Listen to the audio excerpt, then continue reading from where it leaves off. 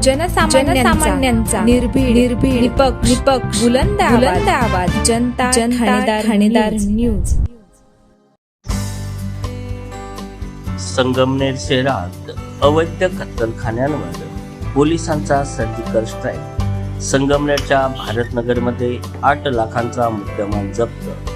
संगमनेर शहरात अवैध कत्तलखाने पुन्हा एकदा डोके वर काढत असल्याचे धक्कादायक वास्तव्य समोर आले आहे। पोलिसांच्या वारंवार होणाऱ्या कारवायांना न जुमानता शहरात राजरोसपणे एक कृत्य सुरूच आहे।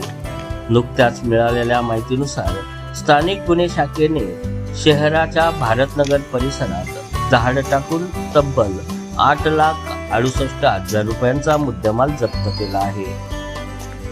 अहिल्यानगर स्थानिक गुन्हे शाखेला मिळालेल्या खात्रीशीर माहितीनुसार भारतनगर परिसरात एका गुप्त ठिकाणी अवैध कत्तलखाना सुरू होता। या माहितीच्या आधारे पोलिसांनी पथक तयार करून छापा टाकला। या कारवाईत जनावरांचे मांस आणि ते वाहून नेण्यासाठी वापरण्यात येणारा टेम्पो असा एकूण 8,68,000 रुपयाचा मुद्देमाल पोलिसांनी ताब्यात घेतला आहे। या प्रकरणी पोलीस कर्मचारी बाळासाहेब गुंजाळ यांनी दिलेल्या फिर्यादीनुसार संगमनेर शहर पोलीस ठाण्यात 5 आरोपींविरुद्ध गुन्हा दाखल करण्यात आला आहे। गुन्हा दाखल झालेल्यांची नावे निसाम कुरेशी, निसार रहमान कुरेशी, मोहसिन असलम कुरेशी, अजमत लतीफ कुरेशी, कासिम अनवर कुरेशी।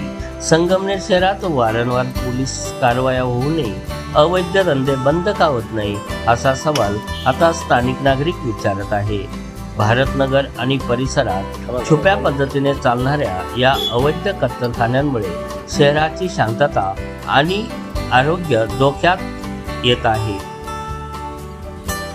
स्थानिक गुन्हे शाखेच्या या मोठ्या कारवाईमुळे अवैध व्यवसाय करणाऱ्यांचे दावे दणाणले आहेत। मात्र हे कत्तलखान्या कायमच कधी बंद होणार याकडे सर्वांचे लक्ष आहे। जनता ठाणेदार न्यूज रिपोर्ट, रामा लोखंडे, संगमनेर।